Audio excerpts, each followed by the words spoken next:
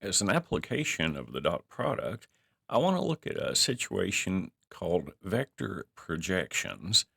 This actually comes up fairly often both in applications and in theoretical problems, so it's a good thing to look at this time.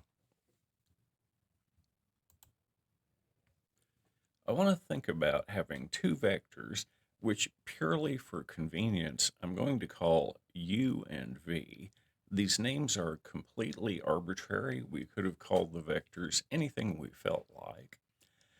In some sense, I want to think of the direction of vector v as being special to me. Like maybe it's the direction that an object is traveling in at a given moment, and it would be convenient to set up a special coordinate system where the v vector points in the positive x direction that you're traveling in.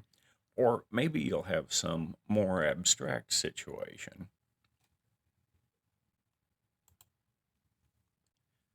I can think of the straight line that v points along, and also a straight line that's at right angles to that direction.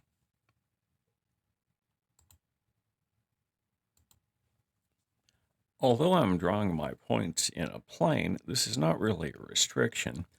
If I put the two vectors so that their starting point is in common, then there'll be a second point, the endpoint of v, and a third point, the endpoint of u, and any 3 points can be put into a plane. So even though I'm drawing it on a flat piece of paper, what I'm about to describe applies equally well in three-dimensional space.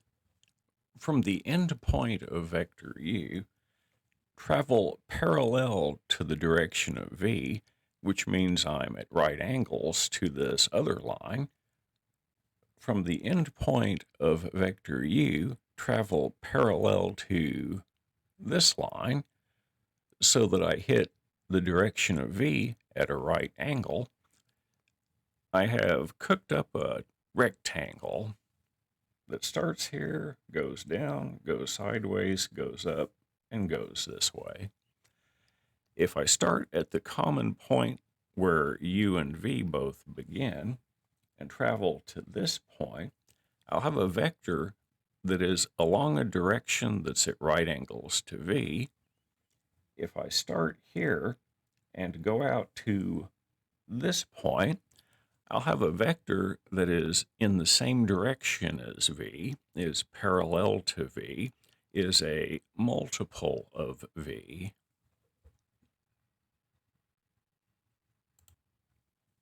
I'll call the vector that's in the direction of v a, and because of the preceding comments, I automatically know that a is a number times vector v.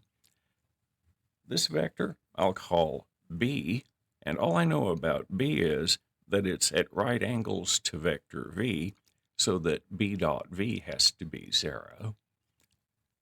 U is the long diagonal of a parallelogram that has a along one edge and b along the other, a rectangle being a special case of a parallelogram. The parallelogram law says that u is a plus b as vectors, and we know that a is a number times v, so we know that u must be a number times v plus a vector that is at right angles to v. If we could just figure out what the c was, if we know the components of u and v, then we'll be able to calculate the a vector and the b vector. I have almost a mantra when it comes to working with quantities like this. The mantra is this: if you have two things that are equal to each other and you do the same thing to both of them, the answers have to be equal to each other.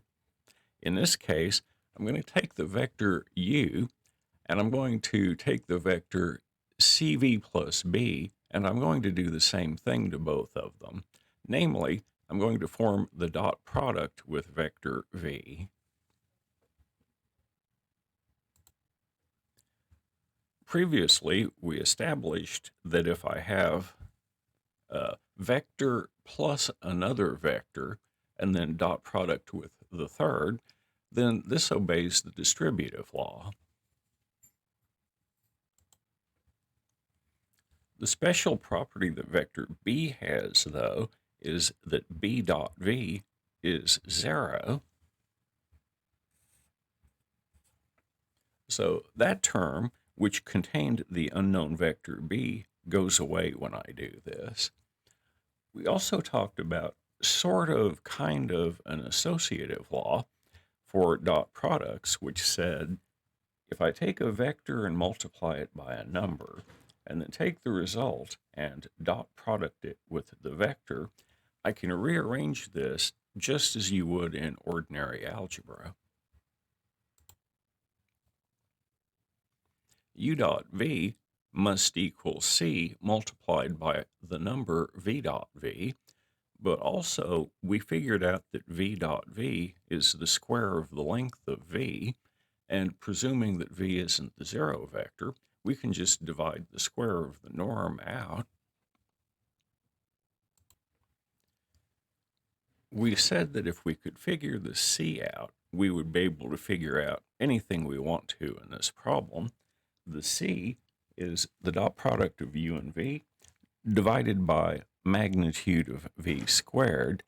This number c is that number.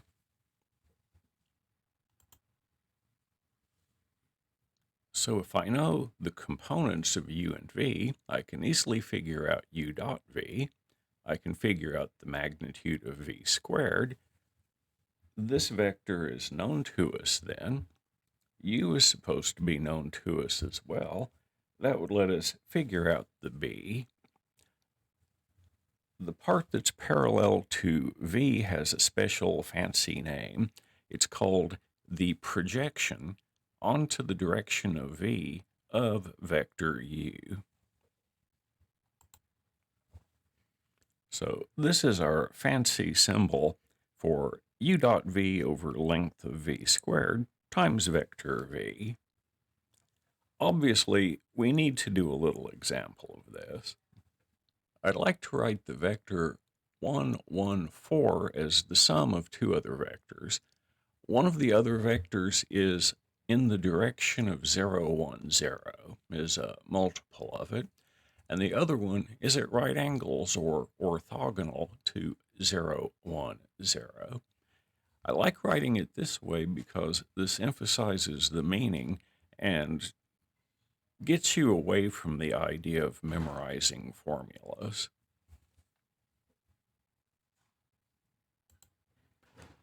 The special direction is the vector 0, 1, 0.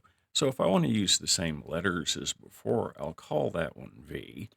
This is the direction that I want to decompose the other one into a sum of, one of which is along this direction and another one at right angles to this direction. In our fancy symbolism, I want to find the projection onto the direction 0, 1, 0, that's the stereotypical v, of the vector u, which is the other vector. The projection of u onto v is a number times v. V here is 0, 1, 0. The number upstairs is a dot product. It's a dot product of the direction that I'm projecting onto with the vector that is getting projected. I must take the dot product of this with that. So 0 times 1 plus 1 times 1 plus 4 times 0. This is the dot product upstairs. The number on the bottom is the square of the length of v. V has components 0, 1, 0. Magnitude of v squared is 0 squared plus 1 squared plus 0 squared. And then I write down vector v, which is 0, 1, 0. This should be the vector part of u that points in the direction of v.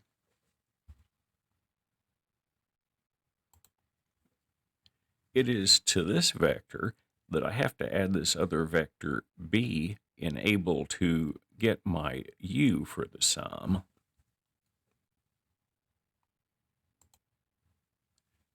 Writing in what we know u and the projection of u onto the direction of v, I get that 114 must equal 010 plus vector b.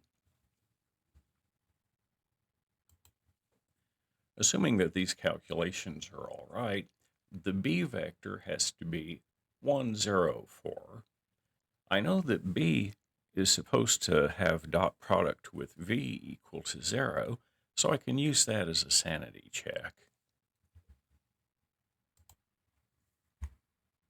Doing the dot product and observing that all three terms in it are 0, I see that b dot v works out to be 0, just like it's supposed to. So u has been split up into a sum. The first vector is a multiple of v. In fact, it turned out to be v here. And the other one, the b, is at right angles to the v vector. As a second example, I'm going to look at writing vector u, which has components 1, 2, 3, as a multiple of 1, negative 1, 1, plus a vector that is at right angles to 1, negative 1, 1. The arithmetic is straightforward. The answer is 2/3 of v. I could write this as 2/3 negative 2/3 2/3. I could convert it to decimal, or I could just leave it like that, which is what I'm going to do.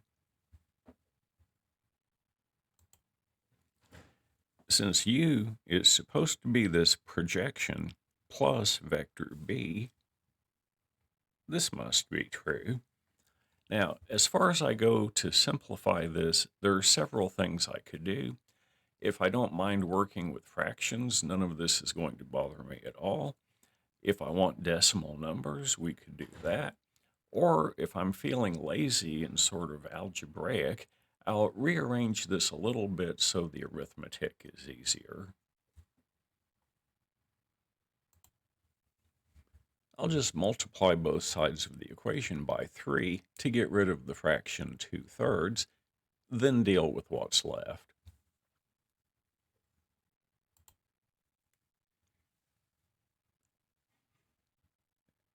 Subtracting the vector 2, negative 2, 2 from both sides and doing the arithmetic, we find out that 3 times b is the vector 187.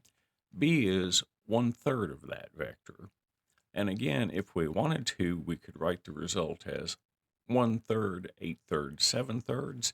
We could convert it to decimal, or we can just leave it like this. As my sanity check, I want to calculate b dot v and make sure it's 0 as it's supposed to be. Pulling the factor of 1/3 out front, as we know it's legal to do, and then doing the dot product of v with the vector 187, we get 1/3 times the quantity 1 times 1 plus negative 1 times 8 plus 1 times 7. 7 plus 1 is 8. 8 minus 8 is 0, just as it's supposed to be. Hopefully, this is clear enough that you can understand what's going on. I hope everybody's having a good day, and I'll talk to you again soon.